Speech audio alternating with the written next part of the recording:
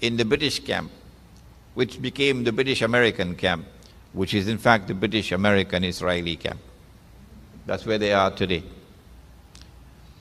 And so now Britain has treaties with Sharif al-Hussein here in Mecca and with Abdulaziz ibn Saud out there in Riyadh, and these two are enemies each other. So you don't put all your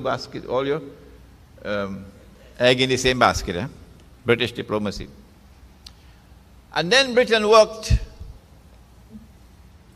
on the khilafah in Istanbul.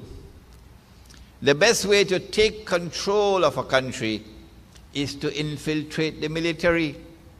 That is how the Islamic Republic of Pakistan became the American Republic of Pakistan. You understand now? You infiltrate the military so you could create a Musharraf who appears to be a Pakistani, but he's a Yankee Musharraf. Serving their ends. They put him there by conspiracy. The conspiracy that they used to put Musharraf there was an aeroplane in the sky business. But in the case of Mustafa Kemal, it had to be far more complex than that. Because the Turkish people loved their Khalifa. They loved their Islam. And so, but I don't have the time to tell you that story. A long story of how they were able to manipulate with consummate deception to portray Mustafa Kemal as a hero. First of all, that British troops, supported by Arab troops, in 1919 defeated the Turkish garrison in Medina. No, they didn't defeat them. There was a traitor on board in Medina, and he sold us out to the British. That's how they were able to take Medina in 1919. So we lost Mecca, the Khalifa lost Mecca, he lost Medina. He lost all of his Arab territories. And now Greece, which was an enemy of Turkey, the Greek armies are moving into mainland Turkey, Anatolia. And the Turkish people are afraid they are not going to become slaves of the Greeks. And then emerges Mustafa Kemal as a man to save the day. And the British, very conveniently, we might have a student of history here who wants to go and do a PhD in history, who might want to take up this subject for your PhD thesis. The British very conveniently allowed Mustafa Kemal to defeat them at a place called Gallipoli. When Mustafa Kemal defeated the British, the superpower of the day, at Gallipoli, he became the toast of all the Turkish people, the hero. And it was not long before he was able to command sufficient power and support in mainland Turkey to be able to launch an attack on the khilafah. In 1922, after the Treaty of Versailles brought independence to Turkey, it is still the Ottoman Empire. It has not as yet become the secular Republic of Turkey. In 1922, Mustafa Kemal was successful in persuading the Turkish Grand National Assembly to strip the Khalifa of his temporal powers. He said, but wait a minute, the Christians have the Pope in Rome, so why we can't have a Pope too? So the Khalifa will be like a Pope. He will have power, he will have authority in the masjid, and we have power and authority outside the masjid. No? So we'll separate religion from the state. This is the beginning of the secular model. And he was able to ram that down the Turkish people. They didn't even understand what was going on. That the secular model of a state was now coming to replace the sacred model. What? What do you mean by this? that the Khalifa will have authority over religious matters alone, and the state will have authority over all temporal matters. Hena man, I don't understand that. No, they don't want you to understand. They don't want you to understand because what they are bringing is a model of a state which was created in godless Europe. When godless Europe had dismantled Christendom, which had the sacred model of a state with the divine rights of kings, that the Lord God was sovereign, and that the church, the Pope, was his vicar, acting on behalf of the Lord God. And you cannot become king or emperor in Europe unless the Pope crowns you. So they still had some attachment to the sacred model of a state, until Christianity was overturned in a mysterious overturning in Europe. And a new model of a state emerged in Europe, and this is what Mustafa Kemal is trying to bring in by deception. Allah is no longer sovereign. I hear you. Allah is no longer Al-Akbar. No. The state is now sovereign. But that is shirk, man. We're coming with. That is shirk. Allah's authority is no longer supreme. No. The authority of the state is now supreme. But that is shirk.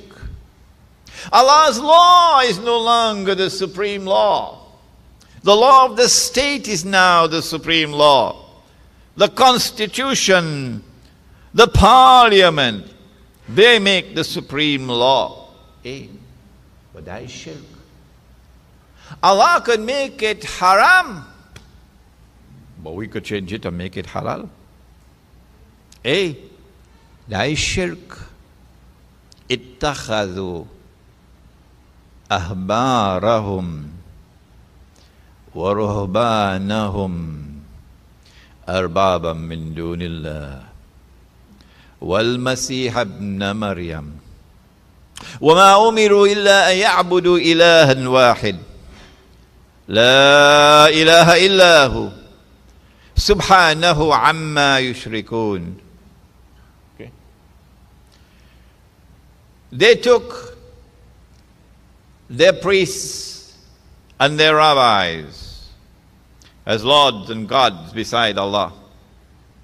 And they did the same thing with the Messiah, Jesus, the son of Mary. But they had not been ordered other than to worship one God, Allah. There is no God beside him. Glory be to him. Far removed is he from this shirk of theirs. To take the priests as God, to take the rabbi as God, to take the Maulana as God. So a man came to the Prophet after this verse of the Quran was read. What surah? Surah At-Tawbah. A man came to the Prophet ﷺ and said, O Messenger of Allah, but the Christians don't worship the priests and the Jews don't worship the rabbis. How could Allah say so? To which the Prophet ﷺ replied, he said, did they not make halal what Allah had made haram? That is their shirk. And did the people not follow them in it, accepting what they did? That is their shirk. And so I ask the question, if a priest or a rabbi make halal what Allah make haram, like lottery, and that is shirk. Well, if the government do it, and the parliament do it, and the state do it, and the PNM do it, and the UNC do it, and they have state-sponsored lottery and way, you hear about way? And where's the other one? in the Grand National Assembly. He in charge of the masjid. He like the Pope. That was 1922. But the people didn't understand what was going on because a lot of deception. And they still have reverence for the Khalifa. They love him. They believe he's still the boss. And they still have their bay'ah to the Khalifa. His name is now Abdul Majid in 1922. And so in 1924, I don't have the time to tell you this story. Mustafa Kamal had to pull a fast one, give him a real 6 for a 9, to get them to abolish the Khilafah and to bring the secular Republic of Turkey into being. He had to murder people. Yes. He had to lie. All kind of backroom deals. And then when the matter came before the Grand National Assembly for the vote and he stood up, they didn't know what they were going to get. And when he declared, we're going to make this a secular Republic of Turkey, no more Khilafah, they were absolutely surprised. Even the members of his own party, he'd take them by surprise. This is not democracy. This is hypocrisy, and it stinks. But you hero worship a man, and you hero worship him, and you hero worship him, until eventually you actually start to worship the man. And so he got away with it. And on the 3rd of March 1924, the Khilafah was abolished. This book tells the story. What happened after that?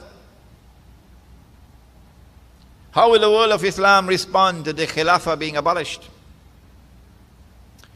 Well, 4 days later, on the 7th of January 1924, you remember the fellow in Makkah with a check for $7 million? £7 million?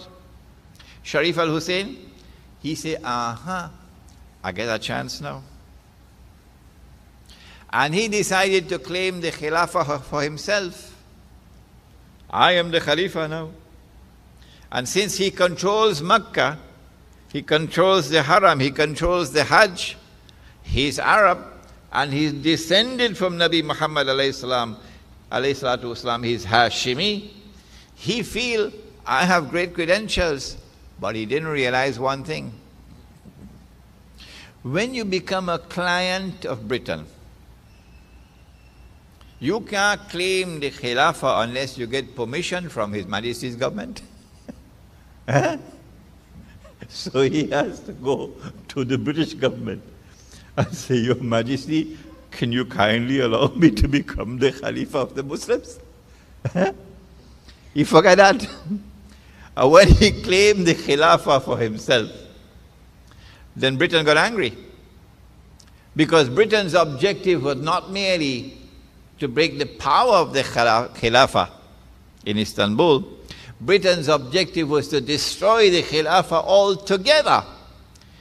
Because you not only want to dismantle the Ottoman Islamic Empire, you not only want to liberate the Holy Land, you want to be able to restore a state of Israel there and call out Israel to become the ruling state in the world. And so Britain then turned to its other chamcha. You know the meaning of chamcha. Its other stooge, the other client, the one who with a check for £5,000 a month, betraying Allah and His Messenger for £5,000 a month. And that fellow was now given the green light to come and attack Sharif al-Hussein, the green light. And because Britain is the superpower of the world, when Britain behind you, you're good. It didn't take more than a few months before Abdulaziz ibn Saud was able to enter Mecca. And Sharif al-Hussein had to run. And the British were there to put him on a ship and came somewhere to Malta, I think. And so the Saudi Wahhabi now control Mecca. And the Saudi Wahhabi now control the Hajj. And they say they're only true Muslims. They are the real Muslims. They have the authentic Islam. They've gone to the Salaf, the original Islam. Well, here now, man. If you all are the good Muslims, if you have the authentic Islam, and all we have inauthentic Islam, and now you control Makkah and you control the Hajj, where the khilafah? Why don't you establish the khilafah? Why don't you restore the khilafah? Not we. We ain't going to do it. We ain't foolish. We know that if we want to have the khilafah, we'll have to send a letter to London and ask permission from His Majesty's government. Would you kindly allow the Saudi Wahhabi rule over Mecca to restore the khilafah, Your Majesty? And they know that Britain will never allow that. And so now neither do they restore the khilafah, nor can anyone else restore the khilafah so long as they control Makkah and the Haram and the Hajj. And no one can challenge their rule over Makkah and the Haram and the Hajj. No one can do it, because Britain is the superpower of the world and Britain is protecting them. And so the state of Saudi Arabia emerges in history, created by Britain, protected by Britain, and then protected by the United States of America, in exactly the same way that the state of Israel appeared, created by the British and the Americans, and protected and preserved by the British and Americans. And so I say to you today that the state of Israel and the state of Saudi Arabia are sisters in the same basket. After they had disposed of Abdullah Sharif al-Hussein, gone, how did the world of Islam respond to the destruction of the Khilafah? I leave behind me two things. So long as you hold on to them, you will never go. But the Khilafah is gone. Al-Azhar University responded. And that response is in this book, The Caliphate, the Hijaz, and the Saudi Wahhabi State. You need to go back to your history and refresh your memory. And Al-Azhar said, no, this is a part of Islam. You can't do without the Khilafah. This is a part of the religion. Al-Azhar University not only issued a fatwa, it quoted a hadith of Nabi Muhammad alayhi salatu wasalam in that fatwa. The hadith is in Sahih Muslim. It quoted it. Man mata, whosoever dies, walam yara fi unuqihi bay'a, without the obligation of bay'ah, of listening and obeying, the pledge of obedience, faqad mata maytatan jahiliya, such a person dies a death of jahiliya, the death before Islam. Al-Azhar University quoted this hadith. So we must restore the Khilafah. Very good. How to do it? So let's organize a Mu'tamar al-Khilafah, a Caliphate conference.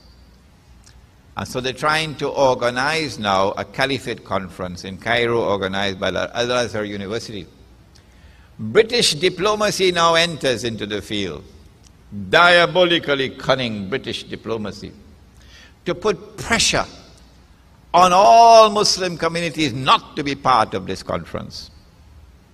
German diplomacy, Russian diplomacy, all of them at work. Al-kufru millatun wahida.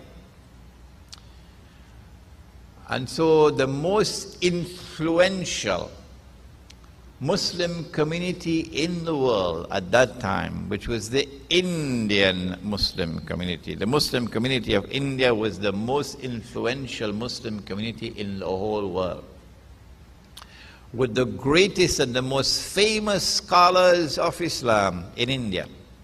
Maulana Muhammad Ali Jawhar, Maulana Shawkat Ali, Sayyid Sulaiman Nadwi. These were men of commanding stature, commanding respect all over the world of Islam. And they decided to stay away from the Cairo conference. Yeah, this is British diplomacy at its work. The Shia say, we ain't coming to a Sunni conference. The Russian Muslim not allowed to come, the Chinese Muslim not allowed to come. So it ended up as only an Arab conference. That conference was held in the month of May 1926, and you'll read about the proceedings of that conference in this book. Please read this book. We have a few copies at the back. At the end of the conference, they decided, well, caliphate should be restored, but we don't know how to do it. Because the political situation is such, we can't control Makkah and Medina. The Saudis control it. So let me take a rest, go back home, and come back next year. But at the same time that the Caliphate conference in Cairo was being organized for May and June 1926, British diplomacy worked with Abdulaziz ibn Saud to organize a rival conference in Mecca, rivaling the Caliphate conference. This is the credentials that the Wahhabis have of fidelity to Islam. Here is a conference which seeks to restore the khilafah. And you organize a rival conference to undercut this one. And that one is timed to coincide with the Hajj. And British diplomacy and Russian diplomacy bring all the Muslim communities to come. So the Indian Muslim community is present in Mecca. This is July 1926. I think some of you were not born as yet. July 1926. It's a large conference. The Indians are there, the Russians are there, the Chinese are there, the Arabs are there, the Persians are there, the Africans are there. Grand conference. But strangely enough, the subject of the Khilafah is not an item on the agenda. What a monstrous betrayal of Islam. And now you want to train scholars of Islam to come to Trinidad to preach Islam to me? Huh?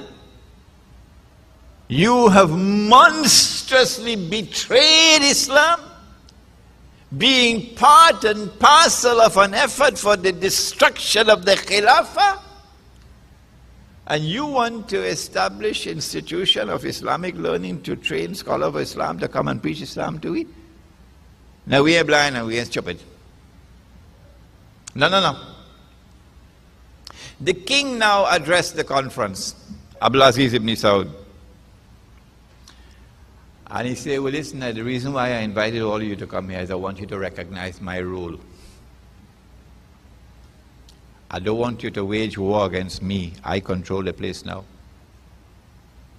And I want you to send all your money over here, because they didn't have oil yet. And I want you to recognize our neutrality. We ain't taking side and nobody fight. We're neutral, Saudi Arabia. Hey, but wait a minute, Mr. Abdulaziz ibn Saud. You're singing a different tune now. 2 years ago when you took Mecca, you were singing a different tune. 2 years ago, Mecca, when your forces entered into Mecca, you issued a declaration to the world of Islam, and we have that declaration here in this book. 2 years ago you said that we, the Saudi Wahhabis, recognize that this land, the Hijaz, belongs to the world of Islam.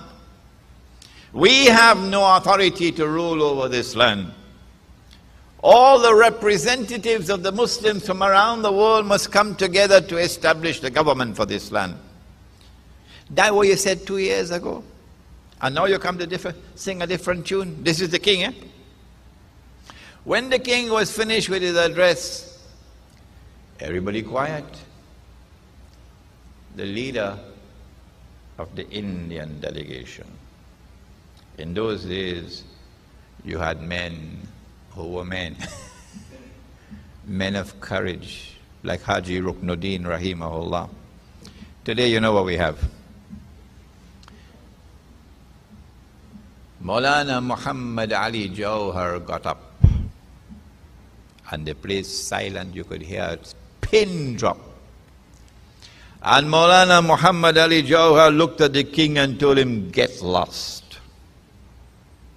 We will never do what you ask of us. Betray Islam to recognize Saudi rule over this land.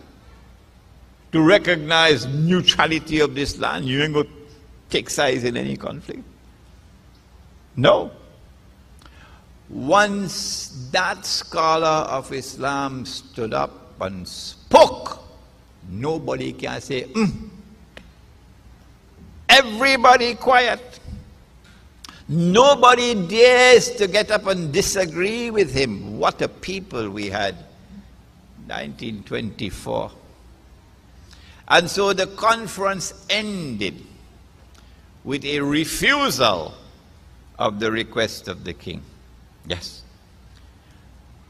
They decided that the conference must reconvene every year at the time of the Hajj, but it never came back again, because the Saudis had been put in their place.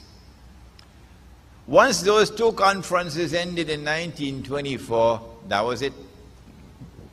The world of Islam had tried to restore the khilafah, and it could not be restored. And so since 1924, we do not have the khilafah. And therefore we do not have the jama'ah. What do we do when you do not have the jama'ah and when you do not have the khilafah? What do you do? I leave behind me two things. So long as you hold on to them, you'll never go astray. The answer is, ittaqullaha mastata'atum. Fear Allah to the extent that you have capacity to do so. And so until such time as the khilafah can be restored, and of course it's coming back. George Bush can't stop it. The khilafah is coming back. That model of a state is going to be restored, which recognizes Allah as sovereign. Allah is Al-Akbar. Which recognizes Allah's authority as supreme. Which recognizes Allah's law as the highest law. That model of a state is coming back. When Allah made something haram, the state will ensure it is haram, illegal. And when Allah made something halal, the state will ensure that it's halal. That model of a state is coming back. But it cannot come back until we can liberate Mecca and recover the Hajj. Because you cannot have a Khalifa who does not control the Hajj. And you cannot liberate Mecca and recover control over the Hajj so long as Britain and the United States and Israel have military control over the world. But a tomorrow is coming, and this is the purpose of the Ansari Memorial Lectures, to explain to you the world today and to give you the capacity to recognize and to anticipate the world tomorrow. This is the purpose of the Ansari Memorial Lectures. If you missed any of the lectures, please try to get the audio tapes or the CDs or the DVDs of the previous lectures. We have them at the back. And please read Jerusalem in the Quran, because that book explains the world today and helps you to anticipate the world tomorrow. Until such time as the Khilafah is restored, what do we do? This is my opinion, and we have with us today scholars of Islam who are far more learned than I am. And they can also give their opinions. We have a question and answer period after the lecture is over. My opinion is that until such time as the Khilafah is restored, our foremost objective should be, how best can we hold on to Islam so we don't lose Islam? The time will come when a man, in order to preserve his religion, would have to flee to the mountainsides where rain falls and take with him some sheep and goats. Yes, said Nabi Muhammad alayhi salatu wasalam. And so the war on Islam is going to be intensifying. And our objective must be to preserve the deen, preserve Islam. 50 years ago, you would hardly hear about Patrick Ali and Benjamin Mohammed, but now it's commonplace. Tony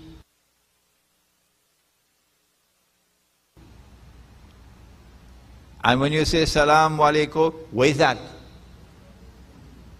What is that? Now it's commonplace. Every family is losing.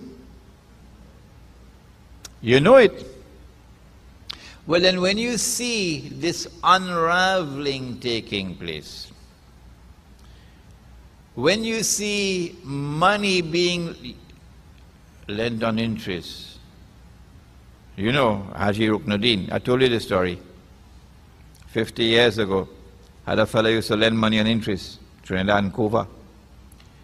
Haji Ruknuddin, rahimahullah, spoke to that man, told him, stop it. He refused. Haji Ruknuddin gave the order, no one is to eat food in that man's home. Everybody obeyed the order. That was yesterday. Today, money is being lent on interest, by deception of course, in the very compound of the masjid right here in Trinidad. Yeah. So when you see the religion disappearing, when you see people being trapped, deceived, وَرَأَيْتَ النَّاسَ يَدْخُلُونَ, is it يَدْخُلُونَ? وَرَأَيْتَ النَّاسَ يَدْخُلُونَ فِي دِينِ اللَّهِ, or is it يَخْرُجُونَ? يَدْخُلُونَ means entering, and يَخْرُجُونَ means going out. Going out. When you see them going out, what do? This is my opinion, that we have to separate ourselves from that world which is waging war on Islam. And the best way to separate ourselves is to go to the countryside, to the remote countryside. And in the remote countryside, build villages, Muslim villages. They don't have to be exclusively Muslim. No, non-Muslims can live with us, as they've always lived with us, on the condition that you're waging no war on Islam. You must show respect for Islam, yes. You're a Hindu, you're a Christian, you can live with us. But you can't live with us and be part of the war on Islam and support our enemies. No. And that in these Muslim villages, you're organized as a jama'ah. And the jama'ah must have an amir. And the jama'ah must give the pledge to obey the amir. And the amir must enforce the deen to the extent that he has capacity to do so on the members of the jama'ah, in a small way, in the village. And if they come after you in the village as well, with their helicopters and their gunships, and terrorizing you in the village itself, well then what else is there but to flee in the mountain in a cave? But don't leave your Islam. Don't allow them to rob you of your Islam. Innahum, says Surah Al-Kahf, Innahum iyazharu alaykum yarjumukum aw yu'idukum fi millatihim walan tuflihu idhan abada. Those of you who are reciting Surah Al-Kahf every Jummah, you recognize the ayah. When they know that you are a Muslim, they're going to come after you. They're going to come after you. And they will terrorize you if you do not join with them in their godless melting pot. But if you do that, you will never succeed. This is what I have to offer during the interim while we're waiting for the khilafah to be restored. Number two, that the subject of teaching the khilafah must not stop. How many are there today who teach the people the subject of the khilafah and inspire them? Hold on to the khilafah, don't hold on to this shirk, the modern secular state. How many are they? Thirdly, that even while we seek security in the remote countryside, in the Muslim village, Nabi Muhammad ﷺ said that there'll always be a part of my ummah who will wage jihad until the last day. There is jihad now. The struggle to liberate the Holy Land from the most awesome oppression that history has ever witnessed. That jihad is already going on. This afternoon we'll explain to you how it is Hamas won the elections. Not surprising. You hold an election in Pakistan now, a free and fair election. As soon as that election finished, Musharraf on some plane back to Washington. Yeah? He and the whole cabinet. You hold an election now in Jordan, a free and fair election. One election finished. In fact, before the election, the king and the whole family, all the suitcases in the aeroplane gone to Washington. Because we can easily predict the results of all those elections. Don't come and tell we now because Fatah was corrupt and so on. That is not the real reason for Hamas's victory. Don't come with that. We know that the struggle to liberate the Holy Land, the jihad, is already in force.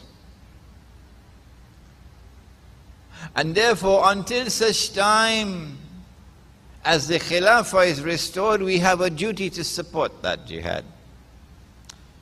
When you see something which is munkar, change it with your hand.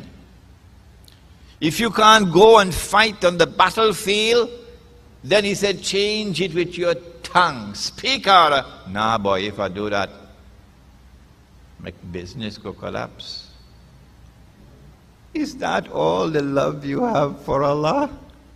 Shame on you. You put your business before your Lord. He gives you the breath that you have. He gives you the health that you have. He gives you the eyes with which you see. He gives you the tongue with which you talk. And that's the love you have for Him. You put your business before the Lord. Nah, boy. If I support the struggle to liberate the Holy Land, me ain't go get no US visa. How I go to New York to buy goods to come back and sell? Is that all the love you have for the Lord? You put your business before the Lord? You put your US visa before the Lord? If you do not have the capacity to go and fight on the battlefield, then change it with your tongue. Speak out against it. Write against it. Be a man.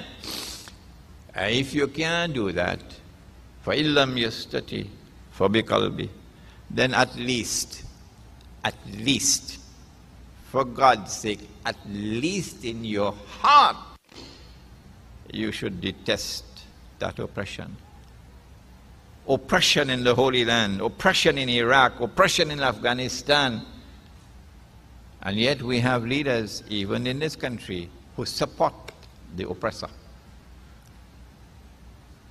Until such time, therefore, as the khilafah is restored, these are the things that we should do. How will the khilafah be restored? Nabi Muhammad sallallahu ta'ala alayhi wasallam said, and Sheikh Ali Mustafa reminded me of the hadith last night when we were coming back from Barakpur.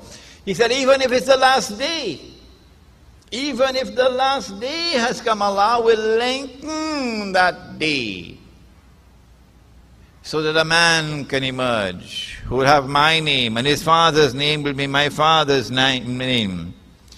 And he'll have a broad forehead and a large nose. And he'll be known as Imamul Mahdi. Imamul Mahdi. This is some child who disappeared in some cave. This is no Nancy story. That is a Nancy story. This is the true one. And he will rule the world with justice in place of the oppression which will be there prior to his advent. When will he come?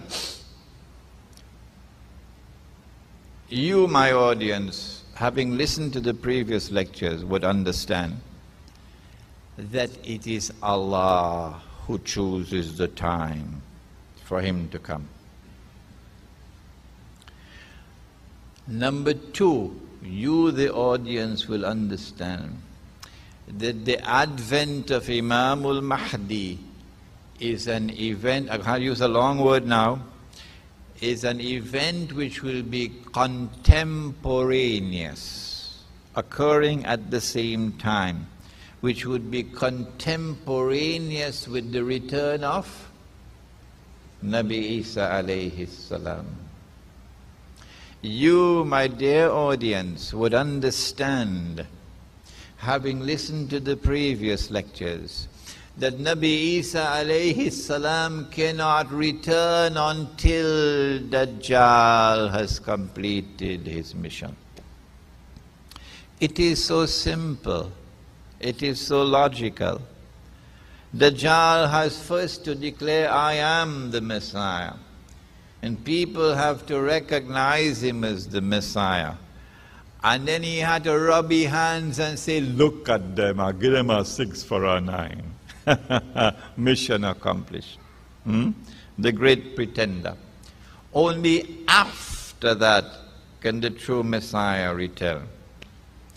And so, the advent of Imamul Mahdi is something that is linked with the completion of Dajjal's mission.